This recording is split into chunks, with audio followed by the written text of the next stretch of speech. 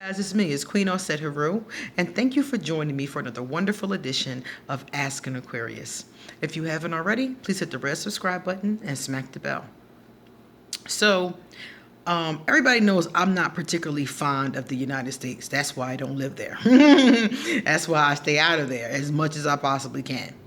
But sometimes things are going on that I want to do in the United States, and I risk it, such as this past week. I wanted to go to BronyCon, so I risked it. While I'm there, what happens? 2 mass shootings.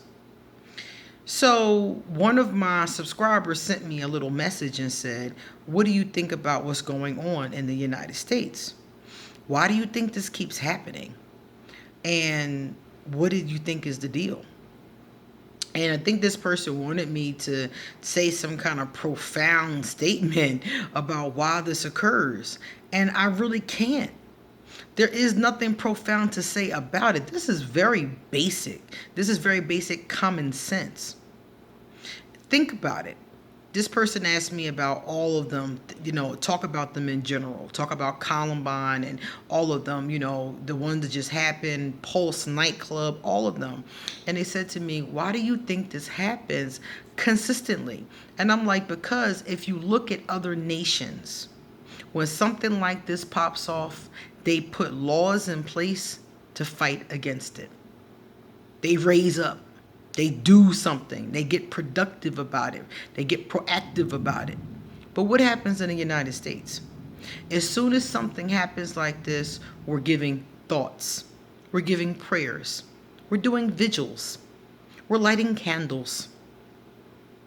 And all of those things in itself are not bad. I do all of those things. I do all of those things. We pass around little memorial pictures every year and things along those lines. But we don't do anything productive to stop the next mass shooting. Nothing. We don't do anything productive. As soon as the conversation comes up, it turns into an argument. One side says, we have the right to bear arms. The other side says, you don't need guns. And then the conversation goes back and forth, back and forth, back and forth, and goes nowhere. The NRA steps up, and fights for, the right to bear arms, and other people fight against it, and it goes nowhere. Because fundamentally, we can't decide as a nation what to do about it. So in the meantime, another person is dead. Somebody else's wife is dead. Somebody else's child is dead. Somebody else's mother is dead. Because the United States can't figure out if it's okay or not to let mentally ill people have access to semi-automatic weapons. To me, that's just common sense. Mentally ill people shouldn't have access to semi-automatic weapons. Likewise, why do we need to sell semi-automatic weapons to civilians? What are you hunting? Dinosaurs? There's no reason why you would need a semi-automatic weapon unless you're in war. And I'm going to argue, even then you don't need it. Even then. Because I personally think we're at a stage in our development where we can do away with war. I think we can be a lot more diplomatic at this stage in human development. But of course, nobody wants to hear that when I say it. But it's the truth.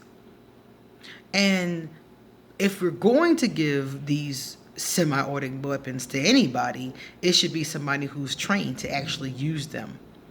You shouldn't be able to just walk into any store and buy them, plan out a mass shooting, and then kill yourself.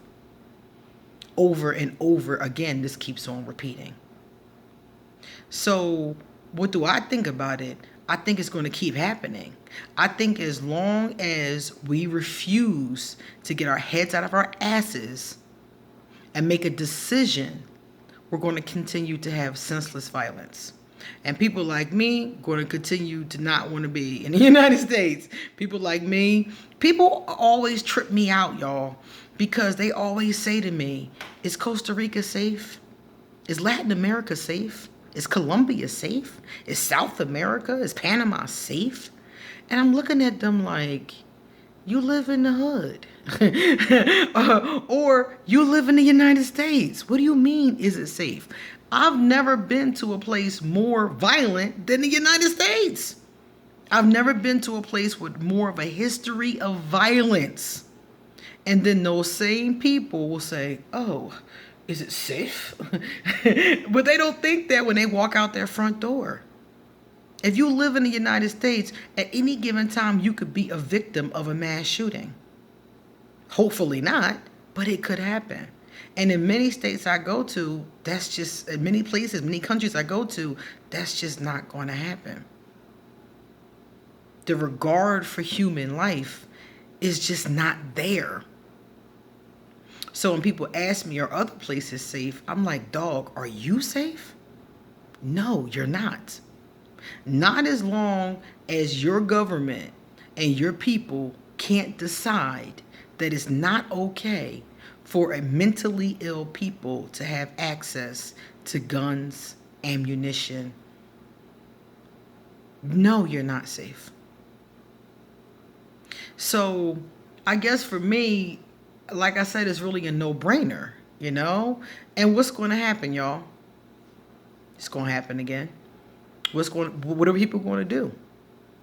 Slow singing, flower bringing, candle lighting. And as much as I love candles, as much as I love flowers, that's not going to help. It's just not going to help. We have to make that decision. Access to these types of weapons should not be allowed. And also, I'm going to say the second thing. On top of this, or at the same time, simultaneously, wherever you want to put this second part, it goes right along with the first part. The second part is we need to do more to address mental health issues in the United States. We need to do more. We need to have more services, more programs. We need to have things in place where people who have mental health or drug problems or whatever the case is can go and get some help instead of just ignoring the problem. I read a statistic the other day that said more Americans are on antidepressants and anti-anxiety medicine than ever before. Any one of those people is the next mass shooter. And at least those people are on medicine. What about the ones who aren't getting any kind of help?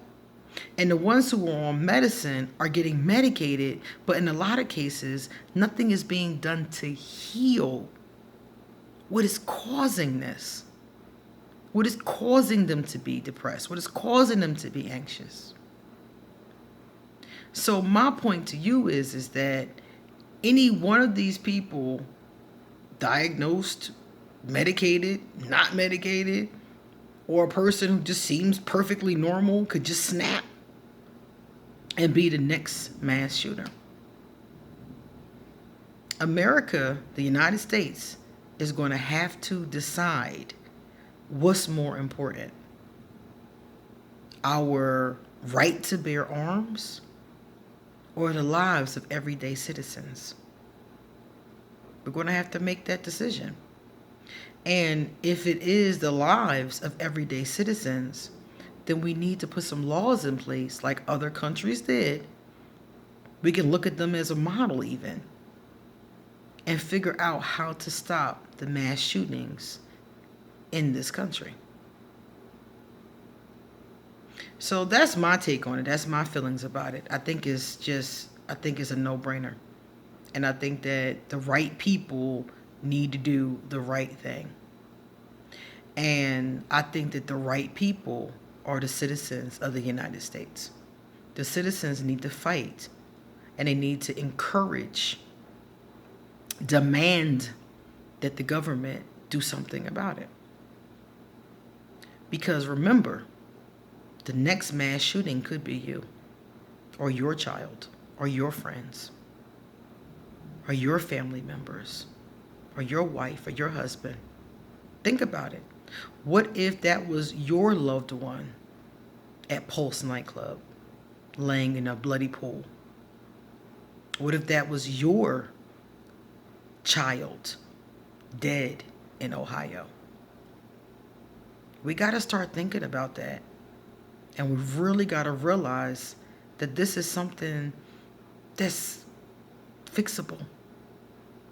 If we look at those two areas, mental health and access to weapons, those two areas could help slow down a lot of this.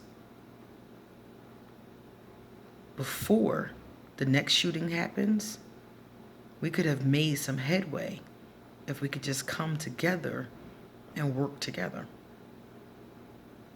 Something has to be done, man. Something got to be done. All right, guys. That's my piece on it. But, you know, the government don't listen to me. They don't ask an Aquarius. They ask, I don't know who, but not this Aquarius. So, maybe they should. All right, guys, it's time for me to get going. If you like this video, please give it a thumbs up and pass it on to someone else who may enjoy it. Likewise, underneath this video is going to be all my information. So if you want to get in contact with me, please do. If you want a reading, please email me. If you want to be one of my patrons, please check out my Patreon page. See you later.